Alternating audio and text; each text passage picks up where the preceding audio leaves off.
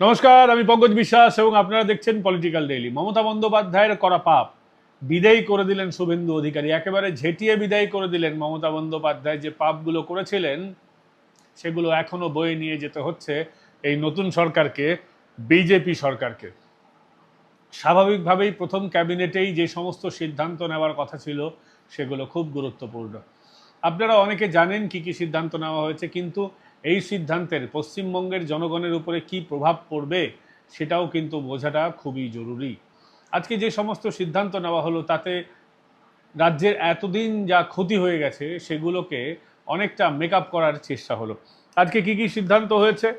প্রথম ক্যাবিনেটেই সিদ্ধান্ত হয়েছে রাজনৈতিক হত্যার বিচার হবে, এবং সেই সমস্ত লোকের বিচার তো হবেই, পাশাপাশি ওদের পরিবারের দায়িত্ব নেবে পশ্চিমবঙ্গ সরকার। কিভাবে দায়িত্ব নেবে?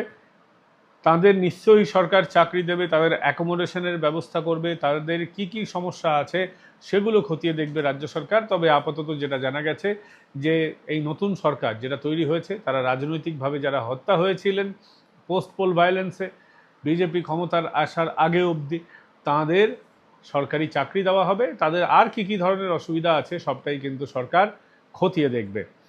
এবং সবথেকে বড় যেটা নিয়ে সমস্ত টিভি সংবাদ মাধ্যমে বা আগামীকাল খবরের কাগজে আলোচনা হবে, সেটা হচ্ছে বিএসএফকে জমি হস্তান্তর। প্রথম ক্যাবিনেটে সিদ্ধান্ত নেওয়া হয়েছে যে বিএসএফকে জমি হস্তান্তর করা হবে, এবং মুখ্য সচিবকে এই দায়িত্ব দেওয়া হয়েছে যে সমস্ত জায়গায় এখনও কাঁটাতার তৈরি হয়নি সেইখানে কাঁটাতার তৈরি করা হবে। যদি সেই এলাকাগুলোতে মানুষ বসবাস করেন তাহলে তাদের সাথে কথা বলে নেগোশিয়েট করতে হবে, তাদের ক্ষতিপূরণ দিতে হবে, বা যেখানে মানুষ নেই, যেখানে সরকারি জমি আছে অধিগ্রহণ করতে হবে বা করা হয়ে গেছে সেই সব জায়গায় কাঁটাতার দিতে হবে।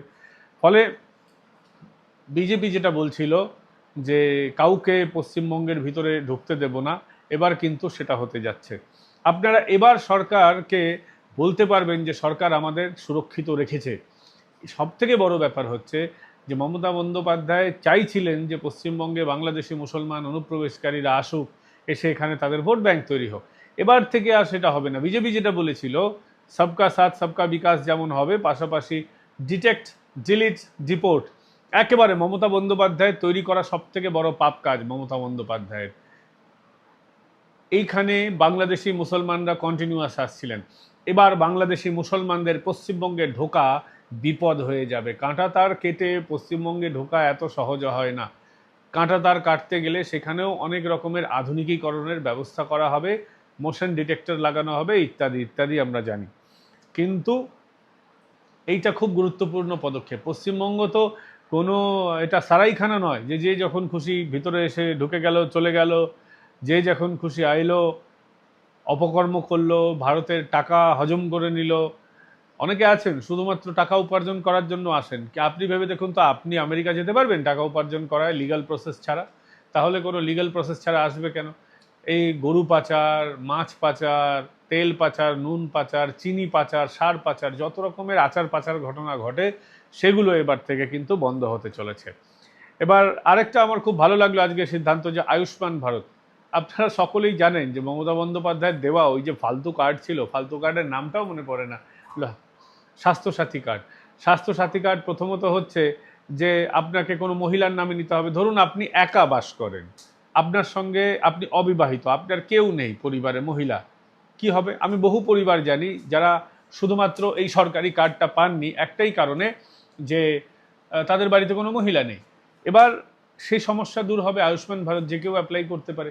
এছাড়াও রাজ্যের বিভিন্ন হাসপাতাল আয়ুষ্মান কার্ড নেবে, নিতে সরকার বাধ্য করবে, কিন্তু স্বাস্থ্যসাথী রাজ্যের বেসরকারি হাসপাতালগুলো নিত না, এবং তাতে খুব একটা উপকারও ছিল না। এটা কিন্তু খুব ভালো কাজ হতে যাচ্ছে, কারণ স্বাস্থ্যসাথী কার্ডে শুধুমাত্র বেড ভাড়া দেওয়া হতো, এবং যে পরিমাণ টাকা দেওয়া হতো তারপর অনেক বেশি উদ্বৃত্ত টাকাটা কিন্তু আমাদের দিতে হতো। আরেকটি সিদ্ধান্ত নেওয়া হয়েছে, সেটা হচ্ছে ডাব্লিউবিপিএস এবং ডাব্লিউবিসিএস যারা ক্যাডার ছিলেন তাদের এবার সর্বভারতীয় স্তরে ট্রেনিং হবে। এতদিন তারা নিজেদের মতো করে ট্রেনিং করতেন, সর্বভারতীয় ক্ষেত্রে ট্রেনিংয়ের যা মডিউল আছে বা নিয়ম আছে সেটা মানা হতো না। ফলে সারা ভারতবর্ষে পুলিশ সার্ভিসেস বা আইএসরা যারা ক্যাডার হতেন তাদের মতো করে WBCS ক্যাডার যারা হবেন তাদের একেবারে সেরকম করেই ট্রেনিং হবে। এটা কিন্তু প্রশাসনে একটা স্বচ্ছতা আনবে, প্রশাসনের আধুনিকীকরণ হবে, আমাদের যারা পুলিশ সার্ভিস আছেন তারা খুব ভালোভাবে ট্রেনিং নেবেন এবং আলটিমেটলি এটা কিন্তু সমাজে উপকার হবে। আমরা মনে হয় এবার একটু ভুঁড়িওয়ালা পুলিশ কম দেখতে পাবো, বা ঘুষখোর যারা WBCS ক্যাডার আছেন তারা একটু কম দেখতে পাবো, আমরা এটা আশা রাখতেই পারি। অন্যদিকে ফসল বিমা, মানে চাষিদের ক্ষেত্রে আর কি, ফসল বিমা, PMশ্রী, বিশ্বকর্মা যোজনা, উজ্জ্বলা যোজনা, সমস্ত যে কেন্দ্রীয় যোজনাগুলো আছে, বিজেপি সরকার সিদ্ধান্ত নিয়েছে যে সমস্ত এই কেন্দ্রীয় যোজনায় তারা যুক্ত হবে। কোনোভাবেই আর ওই আমরা আলাদা এই সিস্টেমটা কিন্তু চলবে না। আরেকটা যেটা শুভেন্দুবাবু 5 নম্বর সিদ্ধান্ত নিয়েছেন সেটা হচ্ছে BNS এতদিন কার্যকর ছিল না এই রাজ্যে, CRPC, IPC এতদিন চলছিল। BNS এর কিন্তু অনেক সুবিধা আছে, দ্রুত বিচার হবে, বিচারে স্বচ্ছতা আসবে, বিচারের ক্ষেত্রে ডিজিটাল এভিডেন্সগুলো আরও বেশি বেশি করে অ্যাকসেপ্টেড হবে। সেই জায়গায় দাঁড়িয়ে এটা একটা যুগান্তকারী পদক্ষেপ হলো, যারা বিচার প্রার্থী আছেন তাদের জন্য এটা খুব ভালো ব্যবস্থা হলো।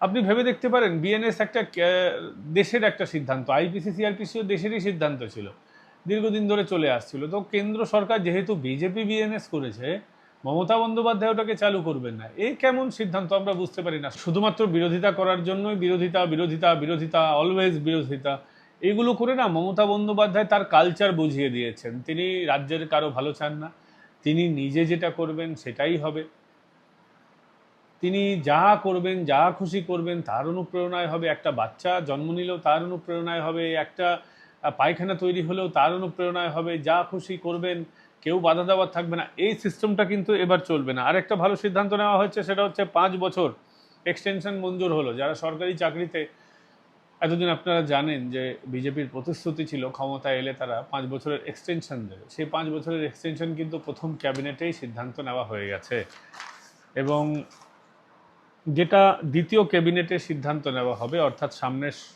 সোমবার সিদ্ধান্ত, সেটা আমরা যেটা খবর পেয়েছি এবং যেটা সরকার সূত্রে খবর, মানে বিজেপি সরকার সূত্রে, নবান্ন সূত্রে খবর হচ্ছে যে দ্রুত বাস্তবায়ন করা হবে CA, এই সংক্রান্ত সিদ্ধান্ত নেওয়া হবে যাতে CA দ্রুত হয়। আপনারা জানেন যে CA অ্যাপ্লিকেশন করলে DEC কমিটি রয়েছে যেটা রাজ্য প্রশাসনের অন্তর্ভুক্ত। এখন যেহেতু রাজ্য প্রশাসনে বিজেপি আছে, ফলে ডাবল ইঞ্জিন সরকার থাকায় কোনো রকমের বাধা বিপত্তি রইল না এই CA অ্যাপ্লিকেশনের ক্ষেত্রে।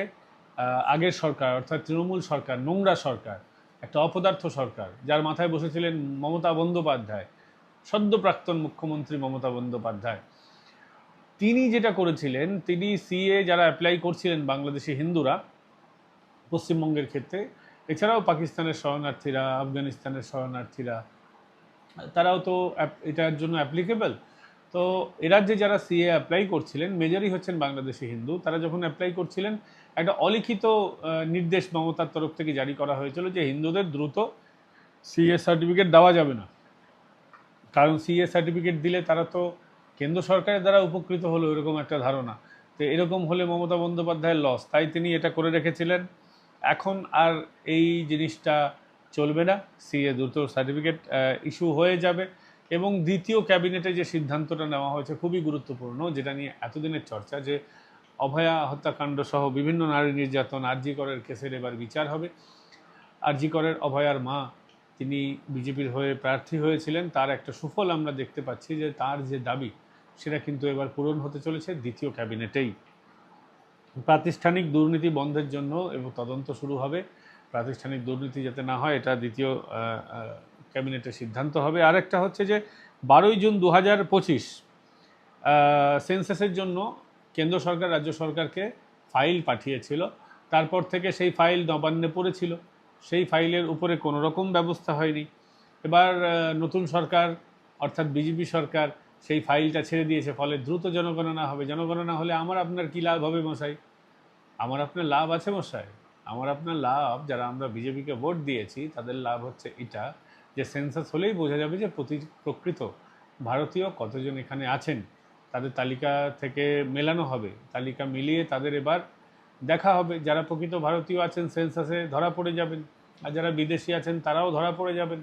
তো ফলে ওই যে ডিটেক্ট ডিলিট ডিপোর্টের ব্যাপার ছিল, সেন্সাসের মাধ্যমে ডিলিট আর ডিপোর্টের কাজটা কিন্তু তাড়াতাড়ি শুরু হবে। আপনার এনপিআর তৈরি করতে গেলে, ন্যাশনাল পপুলেশন রেজিস্টার তৈরি করতে গেলে আপনার তো এই সেন্সাসটা জরুরি, না হলে আপনি বুঝবেন কী করে? 2011-র পর তো সেন্সাস হয়নি, 2021-এ সেন্সাস হয়নি, স্বাভাবিকভাবে এখন সেটা শুরু করতে হচ্ছে।